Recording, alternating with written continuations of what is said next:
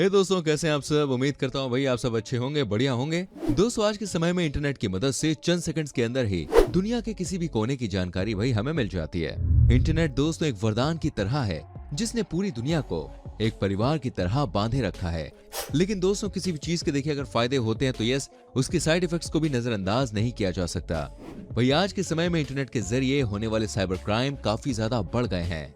देखिए, अक्सर सुनने में आता है कि किसी कंपनी का सिस्टम हैक कर लिया गया है या फिर किसी के बैंक कार्ड की डिटेल्स लीक हो गई है और उसके बैंक अकाउंट से पैसे निकाल लिए गए हैं। दोस्तों, ये सब क्राइम प्रोफेशनल हैकर्स करते हैं। इस दुनिया में भाई कई सारे ऐसे हैकर्स हैं जिन्होंने नासा और अमेरिका की सीक्रेट एजेंसीज जैसी कंपनीज को भी हैक किया है। आज की इस वीडियो में दोस्तों हम आपको दुनिया के 10 सबसे खतरनाक हैकर्स के बारे में बताएंगे जिनसे सभी कंपनीज दूरी बनाए रखने में ही अपनी भलाई समझती हैं। इससे पहले कि हम वीडियो को स्टार्ट करें, मैं आपसे रिक्वेस्ट करना चाहूंगा, प्लीज वीडियो को लाइक कीजिएगा एंड चैनल को सब्सक्राइब करके बेल आइकन जरूर प्रेस कीजिएगा जिससे कोई भी वीडियो आपसे हमारी मिस ना हो। Albert Gonzales. दोस्तों, इंटरनेट बैंकिंग की दुनिया में बढ़ रहे क्राइम के कारण ही आपसे ये बात कही जाती है कि आप अपने क्रेडिट कार्ड या अन्य खुफिया जानकारी किसी को भी ना दें। लेकिन इसके बावजूद भी दोस्तों आपका डेटा चोरी हो सकता है। दोस्तों, आपको बताना चाहूंगा, अमेरिका के इतिहास और साइबर क्राइम की दुनिया में एल्बर्ट का नाम नया नहीं है। इन्होंने अमेरिका की आधी आबादी यानी कि लगभग 17 करोड़ लोगों के क्रेडिट कार्ड की डिटेल्स चुरा ली थी और उसे बेच दिया था। अपने इस काम के जरिए एल्बर्ट ने करोड़ों रुपए कमाए। इसके अलावा उन्होंने नकली पासपोर्ट, सर्टिफिकेट्स, इंश्योरेंस और अन्य जरूरी दस्तावेज बनाकर भी बहुत सारे पैसे कमाए। एल्बर्ट एक स्निफर के जरिए दूसरे के सिस्टम से डेटा चोरी किया करते थे। साल 2010 में अमेरिका की जांच एजेंसियों ने उसे पकड़ा और उसे 20 साल की सजा दी गई। क्रेडिट कार्ड की डिटेल चुराने के मामले में यह आज तक की दोस्तों सबसे बड़ी चोरी है। केविन पोलसन। दोस्तों, शायद ही आपने आज से पहले कभी सुना होगा कि किसी व्यक्ति ने एक गेम शो जीतने के लिए हैकिंग का इस्तेमाल किया हो। लेकिन दोस्तों, जब बात एक लग्जरी पॉश कार की आ जाए तो किसी की भी नीयत फिसल सकती है। केविन ने एनबीसी द्वारा रेडियो पर आयोजित अनसॉल्व्ड मिस्ट्री नाम के क्विज शो को जीतने के लिए 15 मिनट के लिए सभी फोन लाइंस को हैक कर लिया था जिससे कोई अन्य व्यक्ति शो का विजेता ना बन पाए। इस काम में केविन की मदद उनके 2 दोस्तों ने भी की थी। केविन ने अपनी चालाकी और हैकिंग की ट्रिक से गेम शो जीत लिया और एक चमचमाती पॉश कार, $20,000 कैश और 2 एयर ट्रिप की टिकट अपने नाम की। केविन के जीतने पर एफबीआई को उन पर शक हुआ और जब एफबीआई जांच कर रही थी तो केविन ने उनके सिस्टम को भी हैक कर लिया। इसके बाद केविन ने एक सुपर स्टोर के डेटा को भी हैक कर लिया। उसके बाद वो एफबीआई के शिकंजे से बच नहीं पाए। उन्हें मनी लॉन्ड्रिंग, साइबर फ्रॉड जैसे गुनाहों में सजा सुनाई गई। लगभग 2 साल जेल में रहने के बाद केविन में एक बड़ा बदलाव आया और उन्होंने सही तरीके से अपनी लाइफ को जीना स्टार्ट किया। अब वो द वियर्ड न्यूज में सीनियर एडिटर के तौर पर काम कर रहे हैं और इसके अलावा केविन अपनी हैकिंग ट्रिक के जरिए क्रिमिनल्स को पकड़ने में पुलिस की हेल्प करते हैं। सोचिए, एक जमाने का हैकर आज पुलिस की मदद करता है। Jonathan James. दोस्तों, जिस उम्र में बच्चे स्कूल जाते हैं उस उम्र में जोनाथन जेम्स नाम के इस लड़के ने पूरे स्कूल के डेटाबेस को ही हैक कर लिया था। हैकिंग की दुनिया में जेम्स सबसे कम उम्र के अपराधी हैं और उन्हें कॉमरेड के नाम से भी जाना जाता है।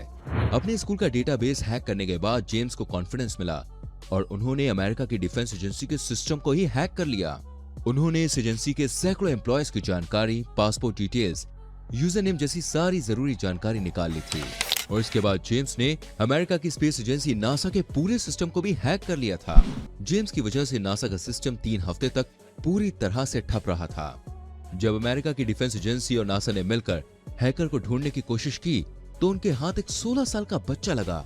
कानून के मुताबिक बच्चे को जेल में बंद नहीं कर सकते थे वो, इसलिए उसको हाउस अरेस्ट में रखा गया और साथ ही $41,000 का जुर्माना भी लगाया गया। साल 2008 में जेम्स ने आत्महत्या कर ली और अपने सुसाइड नोट में लिखा था कि जेम्स को अमेरिका की लॉ पर बिल्कुल भी भरोसा नहीं है। एड्रियन लामो।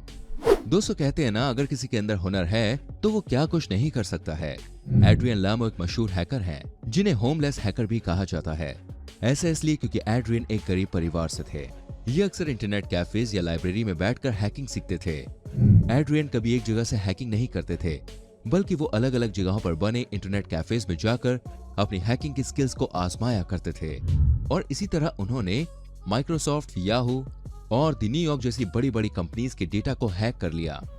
इन कंपनीज का डेटा चुराना दोस्तों बिल्कुल भी आसान काम नहीं है। हालांकि साइबर सिक्योरिटी सेल ने इनको गिरफ्तार कर लिया और इन्हें 6 महीने की सजा सुनाई गई। साथ ही इन्हें $65,000 का फाइन भी भरना पड़ा।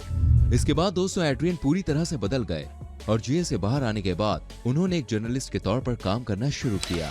लेकिन सिर्फ 37 साल के उम्र में 2018 में एड्रियन लेमो की रहस्यमय तरीके से मृत्यु हो गई। गैरी मैकिनेंस। दोस्तों, इंटरनेट की दुनिया में गैरी मैकिनेन को दी सोलो मैन के नाम से भी जाना जाता है।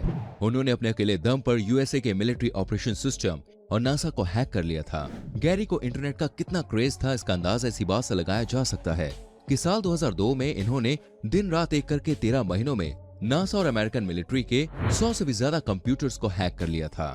गैरी को जब पकड़ा गया तो उन्होंने कहा कि उनका मकसद चोरी करना या फिर किसी को नुकसान पहुंचाना नहीं है। वो बस एलियंस और यूएफओस के बारे में जानना चाहते थे। क्योंकि नासा ने कभी एलियंस के बारे में खुलकर नहीं बोला है, इसलिए उन्होंने नासा की सारी फाइल्स और डेटा को हैक कर लिया। साथ ही उन्होंने कई सारी सेंसिटिव फाइल्स को भी परमानेंटली डिलीट कर दिया। इसके बाद गैरी ने नासा की वेबसाइट पर एक नोटिस भी डाला जिसमें लिखा था कि आपका सिस्टम आसानी से हैक किया जा सकता है। दिलचस्प बात यह है कि गैरी ने सारा काम अपनी गर्लफ्रेंड की आंटी के घर पर बैठकर किया था। जी हाँ, भले गैरी का मकसद जो भी हो दोस्तों, लेकिन साइबर क्राइम की दुनिया में ये एक बड़ा क्राइम है और उनके ऊपर तब से लेकर आज तक मुकदमा चल रहा है। Max Butler. दोस्तों, मैक्स बटलर अमेरिका के इतिहास में साइबर क्राइम के जुर्म में सबसे लंबी सजा पाने वाले इंसान हैं। इन्होंने अपने करियर की शुरुआत एक कंप्यूटर एडवाइजर के तौर पर की थी। इन्होंने हैकिंग से 2 मिलियन यानी कि 20 लाख से ज्यादा लोगों के क्रेडिट कार्ड की चोरी की और उसके बाद $86 लाख का फ्रॉड भी किया। इसके अलावा मैक्स के ऊपर फाइनेंशियल डेटा लीक करने और उन्हें ऑनलाइन फोरम्स को प्रोवाइड करने के आरोप भी लगे।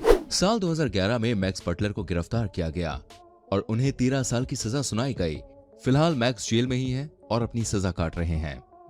Julian Paul Assange. दोस्तों, जूलियन पॉल असेंज ने सन 1987 में ही हैकिंग करना शुरू किया था। इन्होंने NASA, pentagon, Motorola, Panasonic, xerox जैसी कंपनियों के सिस्टम को हैक किया। 1991 में इनको गिरफ्तार किया गया, लेकिन उनके अच्छे बिजनेस के चलते 1993 में इनको रिहा कर दिया गया। इसके बाद जूलियन एक जर्नलिस्ट के तौर पर काम करने लगे। साल 2006 में जूलियन ने विकीलीक्स नाम की एक वेबसाइट शुरू की। दुनिया भर के जरूरी पेपर्स, जरूरी जानकारी और कई सारी क्लासिफाइड चीजें अपलोड होती थी। इस वेबसाइट को कौन चलाता था इसके बारे में कोई नहीं जानता और न ही इस वेबसाइट पर कंटेंट पोस्ट करने वालों के बारे में कोई जानकारी थी। इस वेबसाइट से दुनिया भर के कई जर्नलिस्ट जुड़े हुए थे जिनका एकमात्र मकसद सच को लोगों तक पहुंचाना था। साल 2010 में स्वीडन की 2 महिलाओं ने जूलियन पर सेक्सुअल एक्सप्लॉयटेशन के आरोप लगाए। साल 2012 से लेकर 2019 तक वो लंदन के इक्वाडोरियन एम्बेसी में ही रहे। अमेरिकी सरकार ने कई बार ब्रिटेन से उन्हें वापस लाने की कोशिश तो की और कोर्ट में अर्जी भी दाखिल की, लेकिन ब्रिटेन सरकार जूलियन को अमेरिका को सौंपने से इनकार करती रही है। Kevin Mitnick. दोस्तों, अक्सर कहा जाता है कि किसी का चेहरा देखकर उसकी फितरत का अंदाजा नहीं लगाया जा सकता। केविन दिखने में देखिए एक बेहद ही आम इंसान लगते हैं, लेकिन कौन जानता है कि इस मासूम से चेहरे के पीछे अमेरिका का मोस्ट वांटेड साइबर क्रिमिनल छुपा होगा। केविन ने हाई स्कूल के दौरान हैकिंग शुरू की थी। वो अपने स्कूल बस से जाया करते थे और अपनी बस का किराया बचाने के लिए उन्होंने लॉस एंजल्स की बस सर्विस को ही हैक कर लिया था। इसके बाद केविन अलग अलग कंपनीज की डेटा को हैक करने लगे। नोकिया और माइक्रोसॉफ्ट जैसी कंपनीज को भी हैक कर लिया। इस साइबर क्राइम के जुर्म में केविन को गिरफ्तार किया गया और 3 साल तक की सजा सुनाई गई। लेकिन दोस्तों, जेल से बाहर आने के बाद केविन ने पेंटागन, जो अमेरिका के मिलिट्री और डिफेंस टीम के हेडक्वार्टर्स हैं, उनको भी हैक कर लिया। साथ ही नेशनल सिक्योरिटी अलर्ट प्रोग्राम का भी सारा डेटा चोरी कर लिया। केविन इसके बाद फिर से पकड़ा गया और इस बार उन्हें 2.5 साल की सजा सुनाई गई। दूसरी बार जेल में जाने के बाद केविन ने पूरी तरह से बदलने का फैसला किया और जेल से बाहर आने के बाद उन्होंने खुद की कंसल्टेंसी कंपनी शुरू की। अब वो बड़ी बड़ी कंपनीज को साइबर सिक्योरिटी से जुड़ी हुई सलाह देते हैं। केविन हमेशा कहते हैं कि वो हैकिंग नहीं बल्कि सोशल इंजीनियरिंग करते हैं और इसलिए उन्हें फादर ऑफ सोशल इंजीनियरिंग भी कहा जाता है। एनोनिमस। दोस्तों, पिछले कुछ सालों के दौरान एनोनिमस का नाम काफी चर्चा में रहा है। ये कोई इंसान नहीं है बल्कि दोस्तों हैकर्स का एक ऑनलाइन ग्रुप है। इस ग्रुप में कौन कौन शामिल है और कौन कौन से देश इस ग्रुप के मेंबर्स हैं, इस बारे में आज तक कुछ भी पता नहीं चल पाया है। ये ग्रुप खुद को एक सोशल ग्रुप बनाता है जो हमेशा लोगों के हित में काम करता है। इस ग्रुप की सिर्फ एक डिमांड है कि इंटरनेट पर हर किसी को समान अधिकार मिले और इंसान को अपनी बात सही तरीके से कहने का मौका मिले। इस ग्रुप ने the Vatican, FBI, SAI, PayPal और सोनी जैसे कई मल्टीनेशनल कंपनीज के सर्वर्स को हैक किया है। इतना ही नहीं दोस्तों, anonymous group Israel, Tunisia, Uganda और यहाँ तक कि चाइना के सरकारी डेटा को भी हैक कर चुका है। ये ग्रुप सबसे ज्यादा सोशल, रिलीजियस और गवर्नमेंट डेटाबेसेस को ही अपना निशाना बनाता है। दुनिया भर की तमाम साइबर क्राइम एजेंसीज इस ग्रुप का पता लगाने की कोशिश कर रही हैं, लेकिन आज तक इस ग्रुप के बारे में किसी को भी कोई भी जानकारी हासिल नहीं हो पाई है। माना जाता है कि इस ग्रुप में दुनिया भर के सैकड़ों हजारों हैकर्स शामिल हैं। एस्ट्रा दोस्तों, इस लिस्ट में नंबर 1 पर एक ऐसे हैकर का नाम है जिसका असली नाम आज तक कोई भी नहीं जानता। एस्ट्रा ने फ्रेंच की मशहूर एयरक्राफ्ट कंपनी डिसॉल्ट ग्रुप के पूरे डेटा को हैक कर लिया था और लगभग 5 सालों तक उस डेटा को साउथ अफ्रीका, ब्राजील जैसे देशों को देता रहा। एस्ट्रा ने इसके जरिए करोड़ों रुपए कमाए। डिसॉल्ट ग्रुप वही कंपनी है दोस्तों जिसने रफाल और मिराज जैसे एयरक्राफ्ट बनाए हैं। ऐसे एयरक्राफ्ट का डेटा कितना खुफिया होता है दोस्तों, इसके बारे में ज्यादा बताने की जरूरत नहीं है। अगर ये डेटा किसी टेररिस्ट ऑर्गेनाइजेशन या गलत हाथों में चला जाता तो दुनिया भर के लिए बड़ा खतरा साबित हो सकता था। एस्ट्रा की डेटा चुराने से फ्रेंच की एयरक्राफ्ट कंपनी को $360 मिलियन यानी लगभग 3600 करोड़ रुपए का घाटा हुआ था। लेकिन साल 2008 में एस्ट्रा को गिरफ्तार कर लिया गया और वो 58 साल का एक ग्रीक का रहने वाला मैथ्स टीचर था। इसके अलावा एस्ट्रा के बारे में कोई भी जानकारी रिवील नहीं की गई, यहाँ तक कि उसका असली नाम भी दुनिया से छुपाया गया है। तो दोस्तों, ये थे कुछ हैकर्स जो काफी खतरनाक हैं। उम्मीद करते हैं कि आपको हमारी ये आज की वीडियो जरूर पसंद आई होगी। वीडियो अच्छी लगी तो फटाफट से लाइक करें, शेयर करें। ऐसी और वीडियोस को देखने के लिए चैनल को सब्सक्राइब करके बेल आइकन जरूर प्रेस करें, जिससे आपसे आने वाली वीडियोस के नोटिफिकेशंस बिल्कुल भी मिस ना हो। हम मिलेंगे दोस्तों आपसे अगली वीडियो में। Till then bye bye, take care.